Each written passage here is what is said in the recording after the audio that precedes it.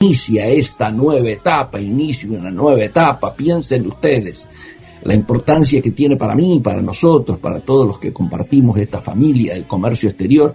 Estamos desde hace 23 años, hemos transmitido todos los martes a las 14 horas, primero desde la vieja sede de AM 1010 Onda Latina, cuando auspiciados por la Cámara de Importadores de la República Argentina, iniciábamos aquello que se denominaba el programa que importa, obviamente, de la Cámara de Importadores, ¿cierto?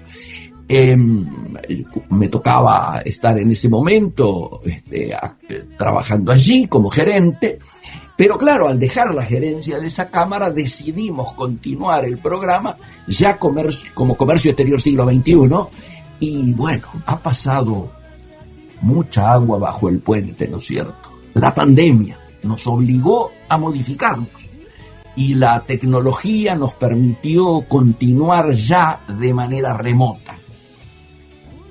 Es tremendo, ¿no? Pero se me vienen a la memoria, hemos salido desde Ciudad Ho Chi Minh, allá en Vietnam, desde Guangzhou, en China, desde Washington, New York, obviamente, desde el Sahara, y de una azotea de Barcelona, digo para recordar ejemplos. Los que nos siguen saben desde qué lugares tan distintos y hasta exóticos, diría, hemos tenido que transmitir, y también desde las rutas argentinas, ¿no es cierto? Obviamente, parando y saliendo desde el aire, desde Rosario, desde Iguazú, desde Tilcara y en Jujuy, desde Mar de las Pampas y tantos otros lugares. Hoy, desde la ciudad de Buenos Aires, y gracias a la radio de la Universidad Nacional de Jujuy, que nos honra con su prestigiosa señal, rejuvenecida desde no hace mucho. Estuvimos esperando precisamente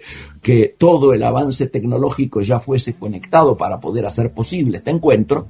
Estamos saliendo en simultáneo desde casa, en Ciudad de Buenos Aires, y desde el predio del rectorado de la Universidad Nacional de Jujuy, ahí, en San Salvador de Jujuy, y dentro de un rato también desde San Telmo.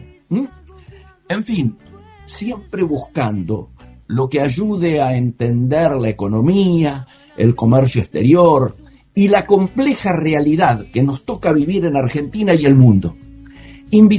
Tratando de invitar siempre a los mejores especialistas en los temas que nos ocupan y a los protagonistas de los tiempos que nos van tocando atravesar. Hoy, ustedes lo saben, vamos a tener al amigo, al ingeniero Patricio Castro. Él es el que va a estar en San Telmo, y que nos toca analizar qué tipo de escenario, yo diría, en qué marco, en qué contexto estamos haciendo este programa. Y el marco que nos toca hacer nuestro trabajo, digámoslo así, es muy, muy diverso. Guerra comercial, guerra arancelaria, que lleva a la reconfiguración del poder mundial desde el comercio internacional, y yo diría desde la economía y el mundo todo.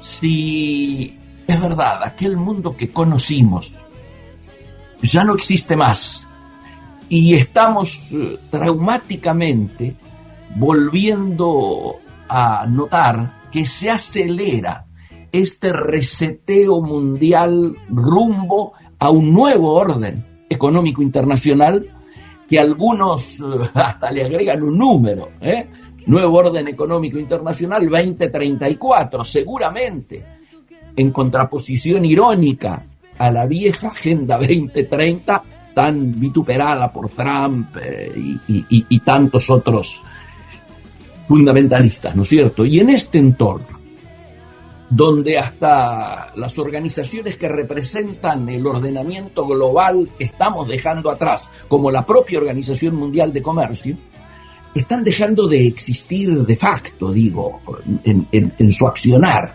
Si esas organizaciones tienen establecido que como máximo se permiten, y después de fundamentarlo mucho, aranceles de hasta un 35%, repito, como máximo, y ves revolear aranceles del 50, 60, 80 y más, es que ya no tienes razón de ser. venimos de vivir, ¿no es cierto?, en un mundo, diríamos, cuyo título era la globalización, la internacionalización de las cadenas de valor, a un mundo con un proteccionismo tan particular. Y dentro de eso, Argentina, ¿no es cierto? Argentina, que viene de vivir un viernes negro, donde hemos tenido dólar récord, suba del riesgo país arriba de los 1100, derrumbe de todas las acciones y los bonos. Bueno, después vamos a profundizar todo esto con Patricio, ¿no es cierto? La idea hoy es, primero, reencontrarnos. Segundo, que tomemos conciencia a su vez, y no quiero hacerme el distraído, de esta, no sé si decir feliz, pero por lo menos digamos coincidencia, de que justamente volvamos, no desde el análisis cabulero de volver un día 13, pero que estemos volviendo desde un espacio donde unimos un comercio exterior con dificultades, una economía y un programa económico y político en crisis, y dentro de ello estemos geográficamente transmitiendo desde un predio de una universidad nacional. Ayer nomás, la noche de Buenos Aires se llenó de bocinazos, de ruidos. Algunas ollas volvieron a sonar en los balcones porteños. Había una gran movilización horas antes en la Plaza de Mayo, donde se juntaba el Garrahan y los representantes de las universidades públicas, alumnos, graduados, docentes, no docentes, autoridades, decanos de facultades, rectores, en una oposición a un veto presidencial. Y yo estoy convencido que el Congreso de la Nación no tiene otra posibilidad que voltear ese veto y que esto sea ley, que el financiamiento universitario finalmente sea ley. Creo importante, insisto, este programa, en sus 23 años, nunca se ha hecho el distraído de la coyuntura que le tocó atravesar, ni del momento en que le tocó salir al aire. Lo hacíamos en tiempos de crisis, en tiempos de menos crisis, en tiempos de tranquilidad, en tiempos de tensión internacional que, por supuesto, hacía que la incertidumbre, como hoy, sea importante. Pero también buscábamos que ese link que se da entre el contexto internacional y la realidad que nos está tocando vivir a los argentinos siempre esté linkeado en ese ida y vuelta, porque infinidad de problemas que tenemos aquí tienen que ver con el afuera. Y este es un programa de comercio exterior, pero también infinidad de situaciones que se dan aquí interactúan de manera directa con la problemática que nos convoca.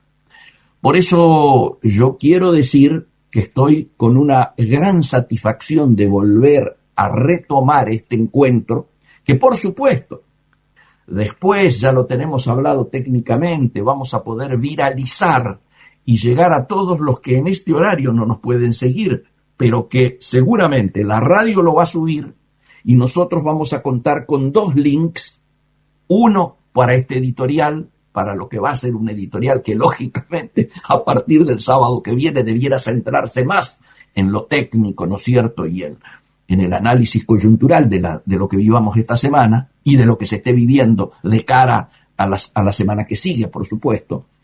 Y un segundo link donde será la charla con nuestro entrevistado, que seguramente siempre va a ser de más nivel ese segundo link que la primera media hora.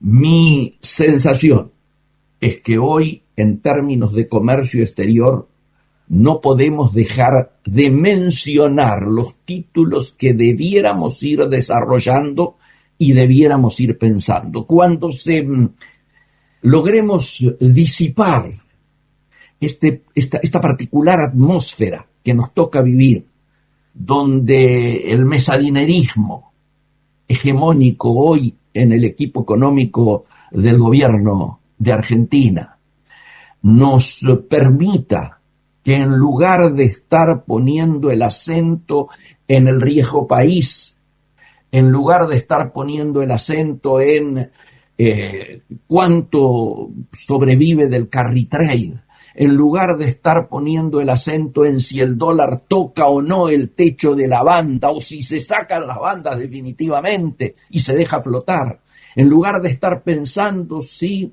los diversos cepos que aún están y algunos que aparentemente volverían, siguen teniendo esta impronta a la que nos hemos ido acostumbrando y naturalizando casi. Si cuando todo esto pueda ser superado por otro debate, un debate más vinculado a la producción, al crecimiento, al desarrollo, al empleo, a los ingresos, al consumo, a las economías regionales, a las pequeñas y medianas empresas que solo la estamos nombrando para decir que están cerrando unas 50 por día. Si cuando todo esto vuelva a ser parte de nuestro diccionario cotidiano, en reemplazo precisamente de la mirada de los mesadineristas que están obviamente aprovechando su tiempo, en ese momento seguramente tendremos que discutir primero la inserción internacional de Argentina, sus alineamientos, son los cómo instalarnos de la mejor manera para la defensa de la producción nacional y de nuestras exportaciones, particularmente la inserción que permita que nuestras manufacturas de origen industrial, nuestras MOI, puedan ser incentivadas y potenciadas, porque eso es trabajo nacional. ¿De qué manera podemos potenciar todo lo que tiene que ver con las economías regionales exportadoras? Hoy hay una sola economía regional que todavía no ha sufrido abiertamente el cimbronazo que le toca vivir a la Argentina y a su aparato productivo, que es la del maní. Un clúster, uno solo. Todo lo demás está afectado, porque también están afectados nuestros caballitos de batalla hoy más importantes en términos de generación de dólares, el agro y la energía. Fíjense ustedes el espectáculo que ocurrió en Roma, donde el presidente de YPF se vio obligado a tener que reconocer, pese a sus esfuerzos precisamente por evitarlo, cuando habló de que él provenía de Rigiland, no de Argentina, del Rigiland, tratando precisamente de evitar que la pregunta que se venía, ¿cómo impacta en la derrota del gobierno en la provincia de Buenos Aires en las inversiones de futuro? Y aquí claramente tenemos que decir que el proceso de inversión en la Argentina se encuentra en uno de sus peores momentos. Somos el país de la región que menos inversión externa directa tiene. Pero no solo eso, sino que con este crash ocurrido en la semana, donde a diferencia de lo que pasó con las otras acciones del mundo, Wall Street, todas las nuestras cayeron, todos los papeles en rojo. Recién decíamos el viernes negro vivido ayer. Era un espectáculo ver la pantalla con todos los indicadores de la economía real y de los papeles argentinos, los papeles de deuda, pero los papeles de las acciones de las empresas argentinas, verlos todos en rojo. Muy impactante.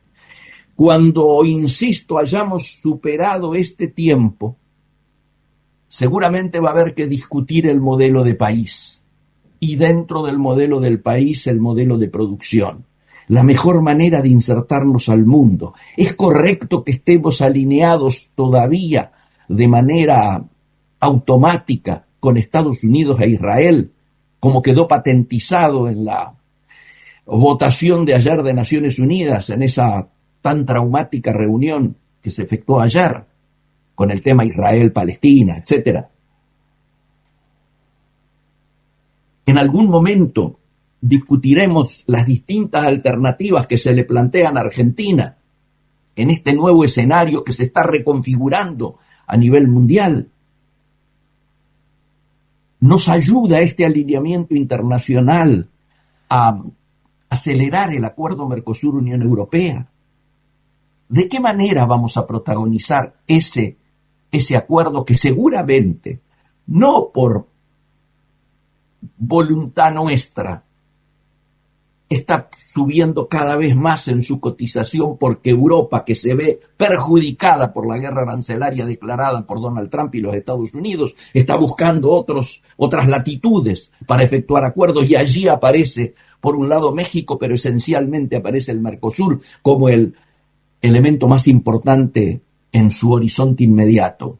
Y también Lula, que está presidiendo pro tempore, es el presidente pro tempore del Mercosur, ha dicho que antes de fin de año el acuerdo va a estar firmado y vigente.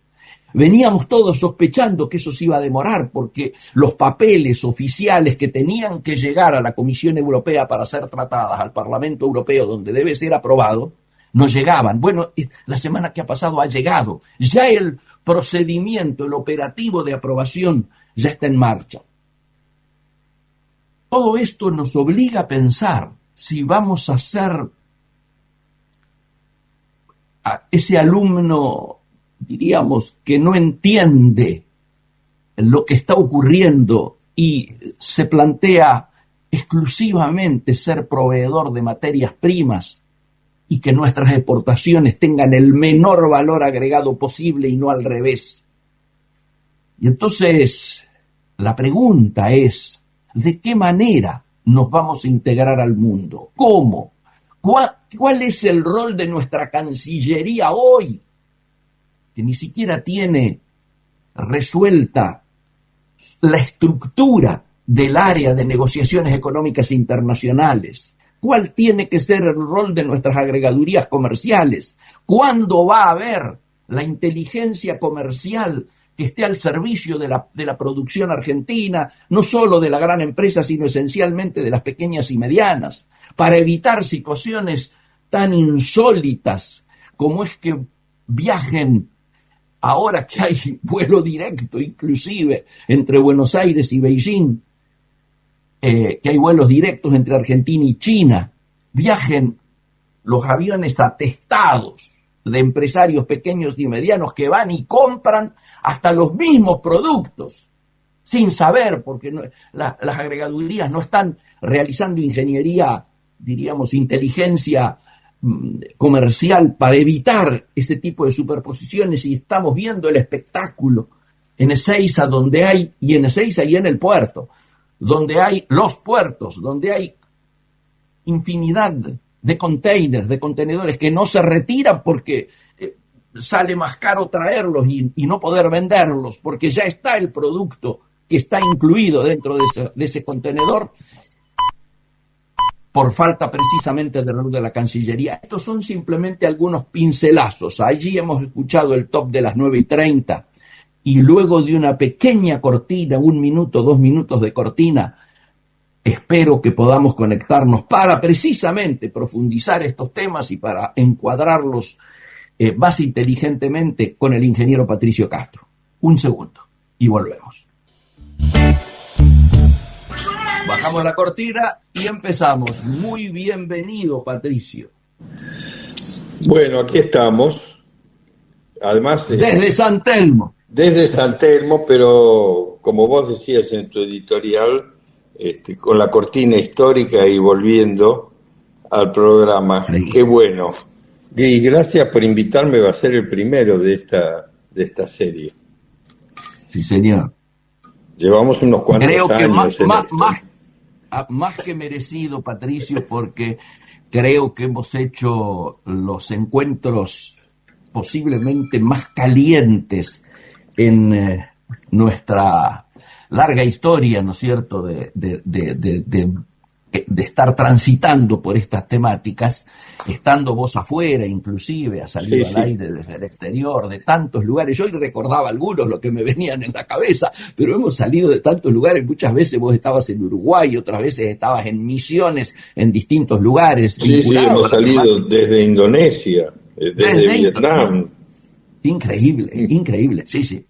Bueno, Pato, yo haría hoy como cuando llegábamos a alguna escuela secundaria o primaria y nos decían hoja en blanco, tema libre, que con absoluta libertad interpretaras un poco este momento en el que nos toca volver a la radio y al programa, pero desde esa mirada que vos siempre has tenido, precisamente por el espacio laboral que te ha tocado protagonizar, de lo que está ocurriendo en el mundo, y después, en todo caso, en 10, 15 minutos, volviéramos a la realidad argentina de lo que se está viviendo, con absoluta libertad y tranquilidad.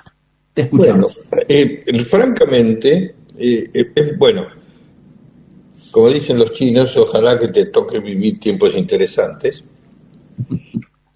Es ciertamente muy interesante el tiempo que nos toca vivir. En términos de la economía global, no exageraría si dijera que está todo patas para arriba. Vos dijiste algo, muchas de las organizaciones que forman parte del entramado jurídico legal de sostén a las reglas de juego internacionales que configuraron la posguerra de la Segunda Guerra Mundial hasta la pandemia, han perdido sentido en términos de su cometido institucional. Como vos dijiste, la OMC, con aranceles de 200%, de 190%, o con aranceles retaliatorios, porque no me gusta lo que la Suprema Corte de Justicia de Brasil hace con Bolsonaro y le meto 50%, carece de sentido. Por supuesto, todas estas burocracias internacionales, globales, el fondo es una más de ellas, no sería la primera vez que se cuestionó la necesidad de la existencia del fondo, ¿no? Pero su principal característica es que lo primero que miran es la autopreservación y después ver si son útiles para algo. Pero, de hecho, no es solamente que uno pudiera discutir su utilidad, sino que se han quedado sin instrumentos para atender las consecuencias de los vaivenes, sobre todo lo que está haciendo el gobierno de los Estados Unidos desde que Trump asumió la presidencia. Claro. Ahí es muy difícil ver cómo salir de esta maraña. Ahora, está muy claro que los Estados Unidos están pasando por un contexto que puede una economía boyante, como le gusta decir, como sería una traducción literal del inglés de buoyant, una economía con una dinámica plena, un nivel de empleo muy bueno, muy sólido, con un crecimiento, con la inflación a la baja que dejó Biden, con todo lo que se le ha criticado a Biden. El balance de los 9 meses de Trump es que todo la solidez que había heredado de Biden se está debilitando. Está subiendo la inflación, las cifras del empleo no son lo halagüeñas que eran, por supuesto sigue siendo bajo, sobre todo si se lo compara con el desempleo de las pymes en la Argentina, pero estas cifras son preocupantes. La inflación no deja de parar, hay crisis en una serie de mercados que han sido siempre tradicionalmente el sostén del consumo. El mercado automotriz en Estados Unidos está pasando por una crisis muy grande. Y además ahora, esta semana, nos desayunamos con que varias empresas asiáticas, Subaru, Hyundai, están cerrando plantas en los Estados Unidos por el desbalance, el desequilibrio que les provoca en su cadena de producción los aranceles puestos a la Bartola por el gobierno. Porque, digamos, más allá de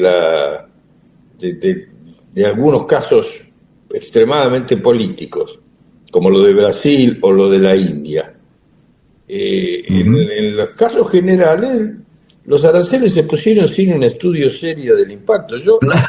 Una de las cosas que hice durante mi larga carrera en el fondo era precisamente estos estudios de evaluación de impacto. Yo recuerdo, una de las veces que hablamos desde Vietnam era porque yo estaba haciendo un estudio para la incorporación de Vietnam al ASEAN, a la Asociación Comercial, Mercado Único del Sudeste de Asia y qué sé yo. Hicimos un estudio con las escasas estadísticas que tenía el gobierno comunista de Vietnam entonces, pero un estudio muy detallado de todas las posiciones y el arancel, en fin. Estas cosas requieren cuidado al diseñarse, porque si no pasa lo que está pasando. Claro. La suba indiscriminada de aranceles, sin fijarse, sin separar bienes terminados, partes y piezas, componentes, insumos básicos, y todo un pago. Si viene de Singapur, 18%, pumba. Y toda la industria automotriz, pero la industria automotriz empezando por las empresas japonesas. Fueron Toyota y Honda las primeras que arrancaron hace más de 30 años con el concepto de producción de just in time y la cadena logística y la línea y toda la integración de todas las partes y las piezas que tienen que llegar en el momento justo. Y lo que está haciendo Estados Unidos hace inviable operar así. Entonces hay que volver al esquema anterior. Hay que operar con stocks. Hay que tener, por las dudas, por si no llega, por si se corta la cadena, por si encalla un barco en el canal de Suez. Entonces tengo que empezar a tener stocks. Y los stocks de partes, piezas y componentes cuestan. Claro. Y el en los mercados que ofrecen dinero no para financiar este tipo de técnica de producción que muchos consideran obsoleta, sino para ganancias rápidas en mercados financieros. Al que les suene parecido a algo de lo que está ocurriendo en la Argentina, no se sorprenderá. Claro. ¿Por qué no hay inversión productiva en la Argentina? No porque los pocos inversores que quieren arriesgarse a invertir en la Argentina no quieran hacer inversión productiva, sino porque todas las condiciones, sin excepción, están dadas para que lo único que rinda sea el carry trade, no para poner una línea ampliar la línea de producción de pickups de la General Motors en la planta de Rosario. Correcto. Y aquí estoy acercándonos a nuestro país, de alguna manera, porque me dijiste 15 minutos, son 9:40. Sí, señor. Pero entonces, realmente todas las condiciones del comercio internacional están muy confusas, muy confundidas, muy mezclado todo.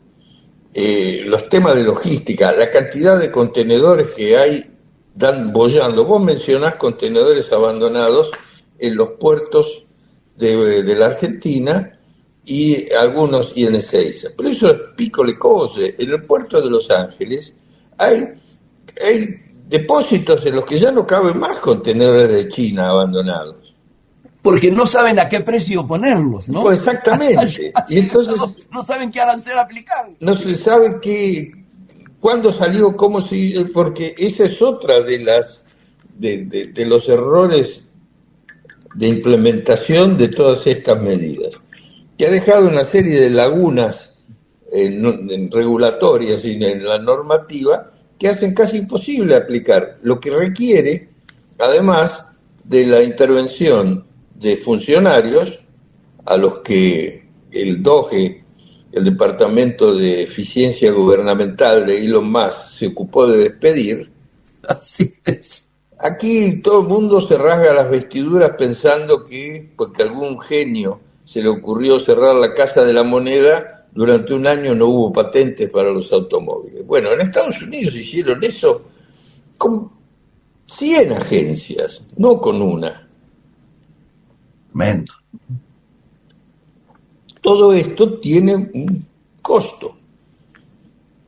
Y el costo se está viendo en una caída de la actividad y además hay que entenderlo, una caída de la demanda de los Estados Unidos, que sigue siendo la economía que potencia el consumo global, tarde o temprano trae como consecuencia caídas en la demanda global.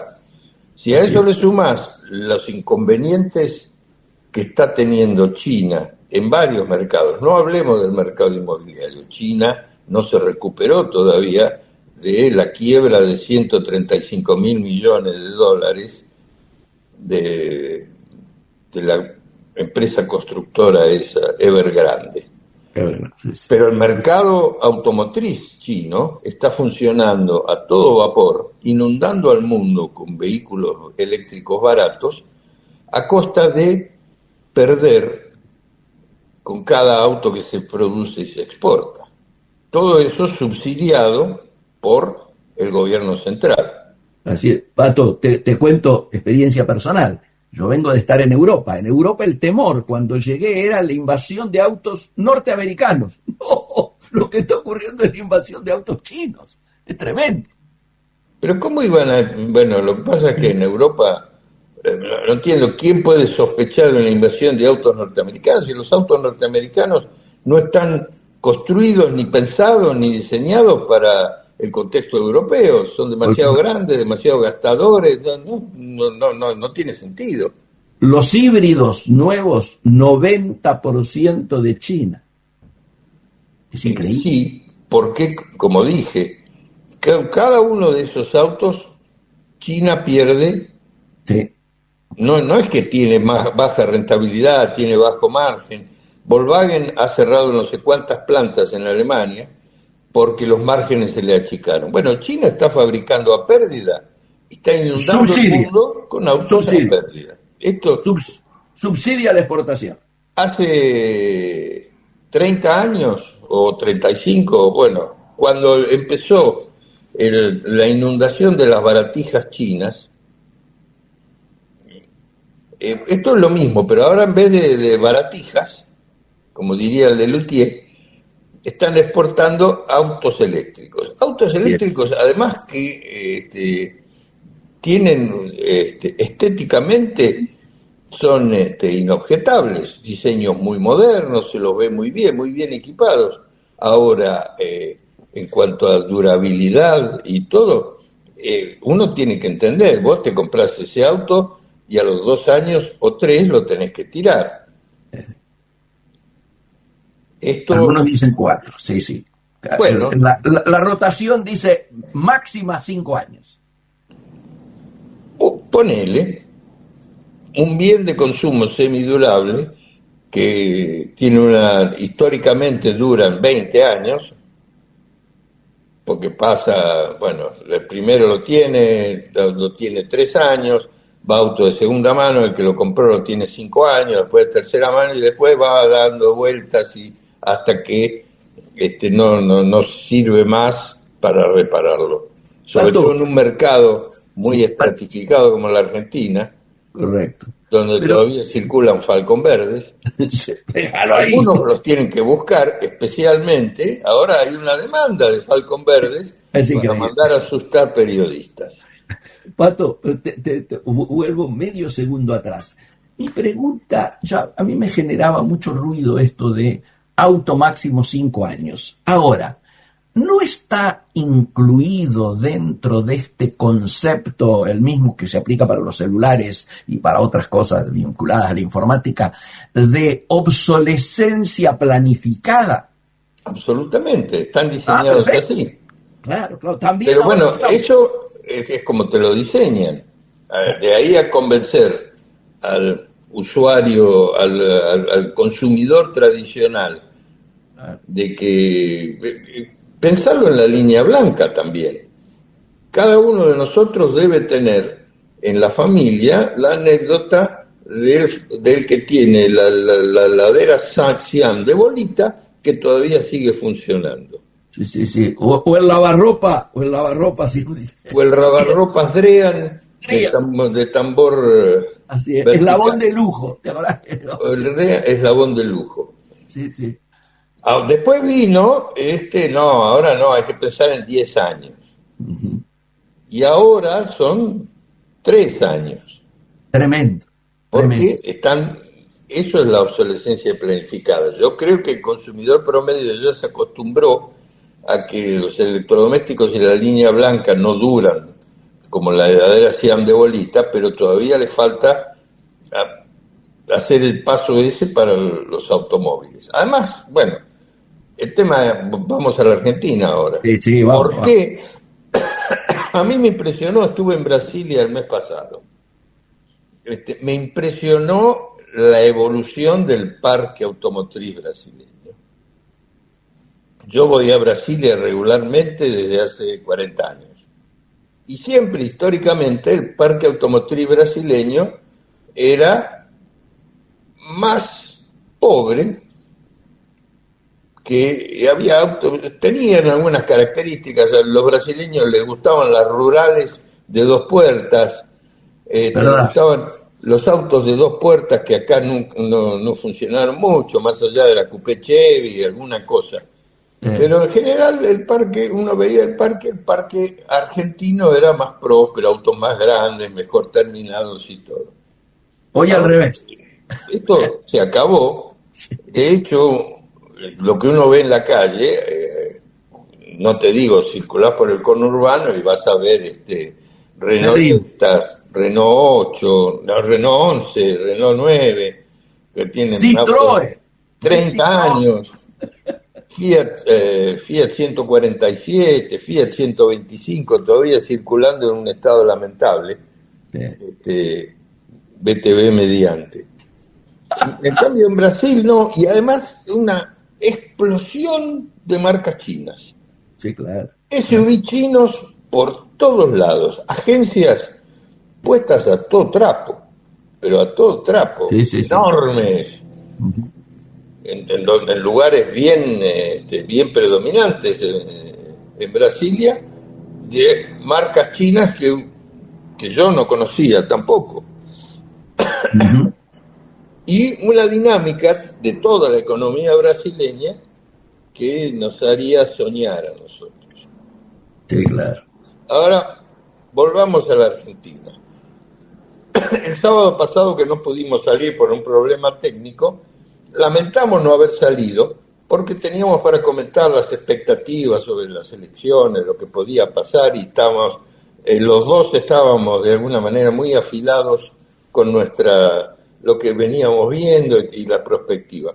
El resultado de las elecciones del domingo fue tan apabullantemente peor para el gobierno que lo que ninguno de nosotros, que éramos, además, descontábamos que le iba a ir mal, pero de ninguna manera todo lo mal que le fue en términos no en Le términos de piso. resultados No, efectivos en la composición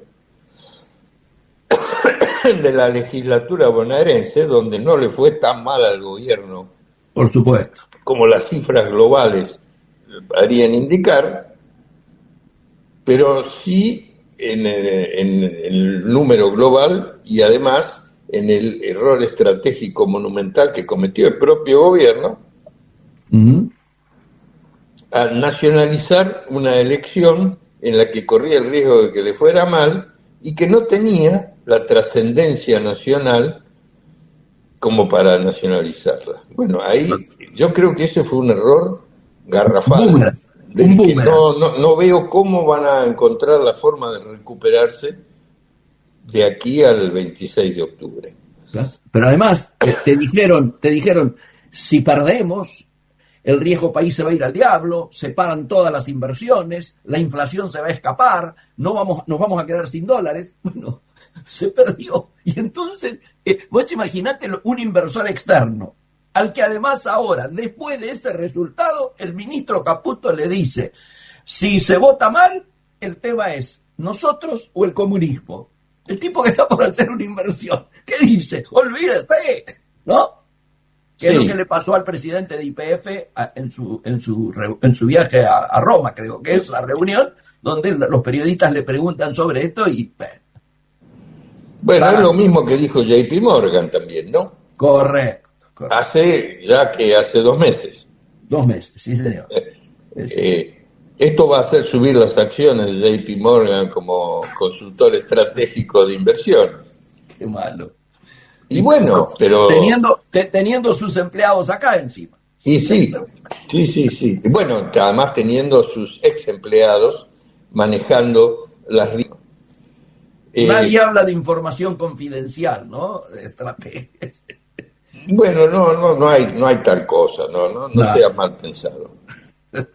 Lo que sí se puede decir es que hoy nos congratulamos de tener este programa y hacer esta evaluación después del día después de las elecciones, porque vemos un panorama, vos lo comentaste en tu editorial, pero lo que pasó ayer viernes fue tremendo, porque no solo por la magnitud de lo que pasó, las caídas de todos los títulos, todos los valores argentinos, etcétera, sino porque esto ocurrió además después de no uno, sino dos intentos por parte del Fondo Monetario de apuntalar este andamiaje que está atado con alambre, no necesitamos decir, todo el mundo lo sabe, y para empezar lo sabe el propio equipo del ministro Caputo, pero también lo sabe el staff del fondo, toda algunos razón. de los cuales maldicen por lo bajo el no haberse puesto más firmes en algunos de los varios momentos en los que le dijeron, che, déjenlo pasar, que acá de arriba dicen que esto tiene que salir rápido. Ujú. Tarde o temprano, lo que, digamos, siempre todas las evaluaciones del fondo, esto lo hemos hablado muchas veces, tenés el escenario más probable, el mejor escenario y el peor escenario. Y muchas veces, nos guste o no, ocurre el peor escenario. Claro. Y de hecho, yo me temo, y esto lo estuve mirando un poco, Ujú. como cosa personal, comparando con los staff papers anteriores, en realidad, la realidad argentina ha venido en los últimos dos staff papers por debajo del peor escenario. Grave, grave. Preocupante, digo, Claro. porque se construyen de nuevo. Es una tarea muy complicada esta, no es nada superficial, entonces hay que trabajar mucho los modelos y todo, y hay que ajustar bien las variables, pero también es cierto que con una cierta calibración te permite acomodar un poquito. Ujú. Ahora no sé qué es cómo va a ser. Lo cierto es que si uno mira lo que pasó el viernes, es preocupante, pero si uno mira lo que pasó en el mes o lo que pasó en lo que va del año, la caída de las acciones de los bancos, de otros sectores argentinos, todo lo que cotiza en el exterior, para no hablar del riesgo país, el objetivo del gobierno para llegar a estas elecciones era estar con el riesgo país entre 380 y 400. ¿Te acordás? Esto lo habíamos discutido Eh, en eh, marzo, en febrero, Así marzo, es, así. cuando estaba en 600 y pico y había empezado a bajar. Y Así entonces el es. gobierno se jactaba en cuanto bajemos de 400 y lleguemos a 380, colocamos Salir, deuda. así Y es, hasta en el había un mercado número, se está. hablaba entre 20 y 30 mil millones que se iban a colocar. Así es. Bueno, ¿en cuánto está hoy? Está arriba de 1.000, pero hoy no miré, pero está a 1.000, Casi 1050. bueno, Para mil recordar un cuarenta y número. ocho. Así es. Bueno, en el muerto que parla. Tremendo. Sí, Ahora, Patricio, como nos quedan 2 minutos, 3 Nos minutos. quedan 2 minutos. Pongamos claramente tu mirada en relación a cómo evoluciona esto. ¿Cuál es la pregunta? Mucha gente quiere saber, bueno, pero con este vínculo que tenemos con Estados Unidos, que para mí está variando muy rápidamente, con el peso que tiene Estados Unidos frente al Fondo Monetario, con el Fondo Monetario que para muchos ha salido a bancar, para nosotros la mirada es banca lo que hay que bancar, pero hace un paréntesis en lo que debiera exigir. En febrero nos vemos, es lo que dijeron. Ahí está. Pero, a ver, Miguel, ¿cuánto tenemos realmente para intervenir? ¿Cuánto tiene el Banco Central para intervenir ahora que estamos arriba de la banda y el fondo autoriza usar las reservas? Digamos. Hay dos números, pero uno, el formal, el de la contabilidad creativa, que dice que está en 12, entre 12 y 14. Otro, el que dio a conocer Marina del proyecto ayer, que dice que en reservas netas estamos 9.000 en rojo, 9.000 abajo. Te tomo el otro. El primero. El primero, 12, 14, sí, incluyendo la plata del fondo. Podría ser un poco más. Sin agregar la plata del fondo, podría ser swap, 18. Y agregar el swap. Agregas el swap. Pero tenemos 2.300 millones que vencen de aquí a fin de año y 4.000 millones en títulos que hay que pagar que vencen en enero. Entonces, resta eso. Liquidado. Y no te queda. Entonces, ahí la pregunta es cuál es el poder de fuego. ¿Van a seguir subiendo los encajes? Los encajes ya están a nivel confiscatorio. Por eso a mí me choca cuando el ministro Caputo dice ¿es esto o el comunismo? Porque estos niveles de encaje que han aplicado son del comunismo. Sí, lo próximo que pasa es que van a llegar a la nacionalización de los depósitos. Con las tasas volando, ¿no? Con las tasas arriba del cielo. Claro. Y se nos hicieron las 10, pero creo que salió bien el programa. Espero que la audiencia esté de acuerdo. Gracias a vos, Pato. Y nos siga escuchando. Sí, señor. Y seguramente por ahí en el curso del mes que viene estamos viendo y pasando el limpio qué ha ocurrido de todo lo que hablamos. Antes de las elecciones, yo voy a estar en Washington para los... me voy a Washington en 10 días, menos, bien, y me quedo hasta la asamblea de otoño.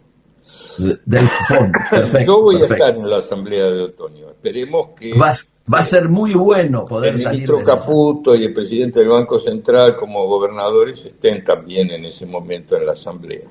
Tal vez me cruce con ellos en los pasillos del fondo. Va a ser muy bueno tenerte. Gran abrazo, Pato, y gracias. Saludos a la audiencia, buen fin de semana para todos y tengamos fe que lo peor no ha llegado todavía. Amigos, de esta manera damos final al primer programa de la nueva etapa de Comercio Exterior Siglo XXI. Si todo anda bien, si los astros nos siguen ayudando, el próximo sábado nos volvemos a encontrar aquí. Chao.